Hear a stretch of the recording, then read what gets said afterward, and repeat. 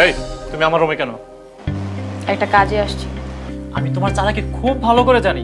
এখন বলবে বাঁচাও বাঁচাও করে আমার ফ্যামিলির লোকজন জড়ো করে আমাকে বিয়ে করার চক্রান্ত করছো, তাই না? বাবু সেরেলাক শেষ হয়ে গেছে, যাও নিচে যে কিছু বেবি ফুড এনে দাও। এক্সকিউজ মি, যার বাচ্চা তাকে যে বলো? এই জন্যই তো তোমাকে বলছি। আমি খুব ভালো করে জানি এই সন্তান আমার না। সেটা পরশুদিন ডিএনএ টেস্টের রিপোর্ট আসলে বোঝা যাবে এই বাচ্চাটা কার।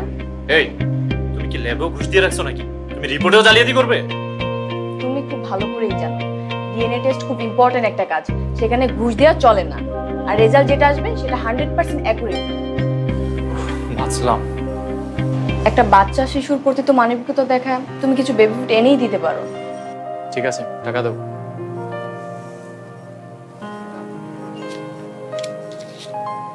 এই 500 টাকার বেবি ফুড কয়দিন যাবে? আমি প্রত্যেকদিন বাসার নিচে যেতে পারবো না। টাকা বাড়িয়ে দাও, আমি একসাথে নিয়ে আসবো।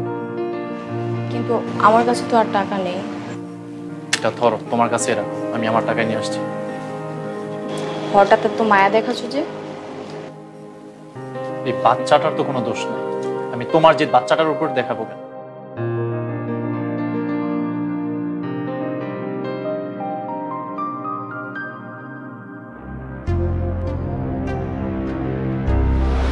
আসলে কাকে বিশ্বাস করব আর কাকে অবিশ্বাস করব ঠিক বুঝে উঠতে পারছি না।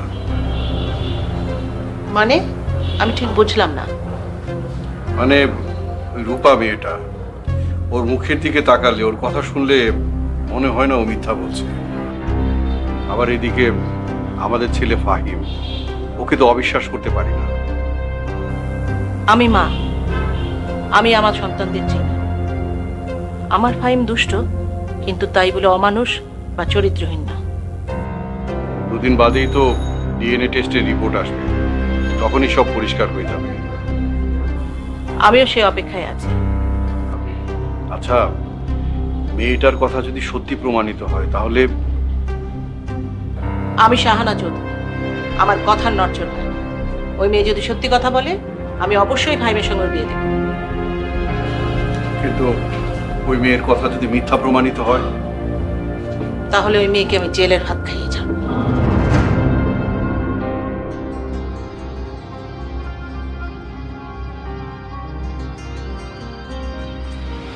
কি ব্যাপার, মন খারাপ করে বারান্দায় দাঁড়িয়ে আছো?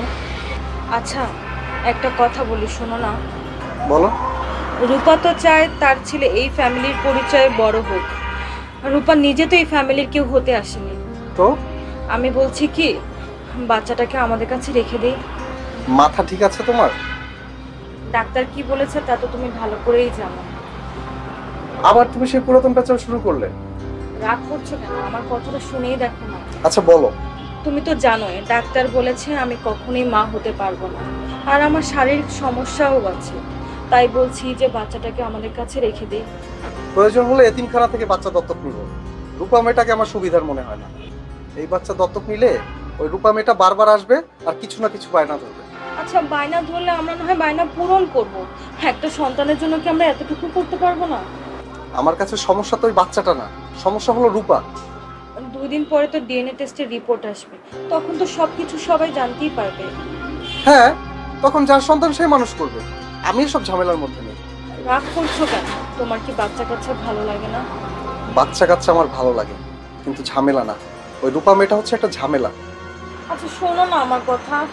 আমি ঘুমোতে গেলাম।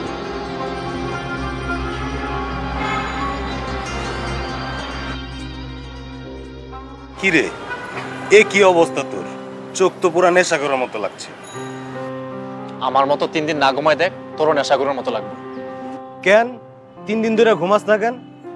চোখের সামনে যদি নিচের বিপদ ঘোরাফেরা করে তাহলে ঘুমানো যায়? বিপদ ঘোরাফেরা করে মানে? 2 দিন আগে রূপা এসে বাসায় হাজির। রূপা? কোন রূপা? আরে আমাগো ভার্সিটিতে যে পড়তো, আমাগো বেসের রূপা। ও মাই গড, ও এতদিন পরে কই থেকে আসলো? আমিও জানি না।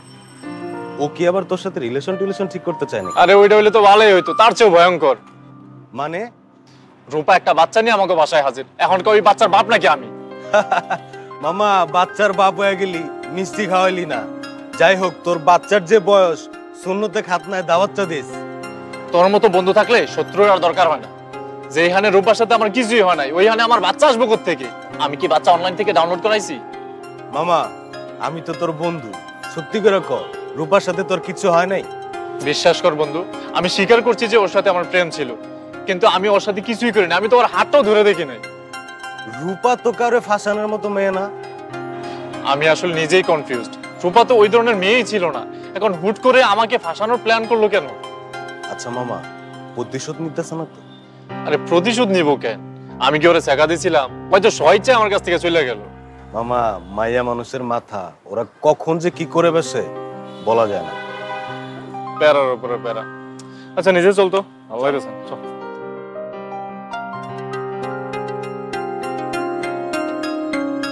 বাবাটা এই যে এই যে এই যে এই যে দেখো দেখো দেখো দেখো দেখো,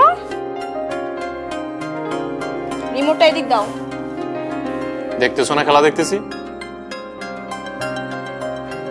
খেলা এত শখ থাকলে নিজের বাচ্চাটাকে নিয়ে একটু খেলো। এটা আমার ছেলে না। তাহলে এই বাচ্চা কার? এটা যে আমার ছেলে না সেটা তুমি খুব ভালো করেই জানো। সেটা রিপোর্ট আসলেই প্রমাণ হয়ে যাবে। হ্যাঁ, সেটা রিপোর্ট আসলেই দেখা যাবে। এখন দয়া করে আমার কানের কাছে জ্ঞান জ্ঞান করবে না। তোমাকে কার্টুনের চ্যানেল দিতে বলছি। আমার ফারহান কার্টুন দেখতে অনেক পছন্দ করে। কে কি পছন্দ করে তাতে আমার কিছু যায় আসে না। তুমি আসলে দায়িত্বজ্ঞানহীন একটা মানুষ। তোমার ভিতরে স্যাক্রিফাইস কম্প্রোমাইজ বলতে কোনো কিছুই নাই। মানে এই যে ছেলেটা মুখ ভার করে বসে আছে, ওর জন্য তুমি সামান্য একটা কার্টুনের চ্যানেল দিতে পারছো না? খেলাই দেখবো না, তুমি আর তোমার বাচ্চা মিলে টিভি দেখো।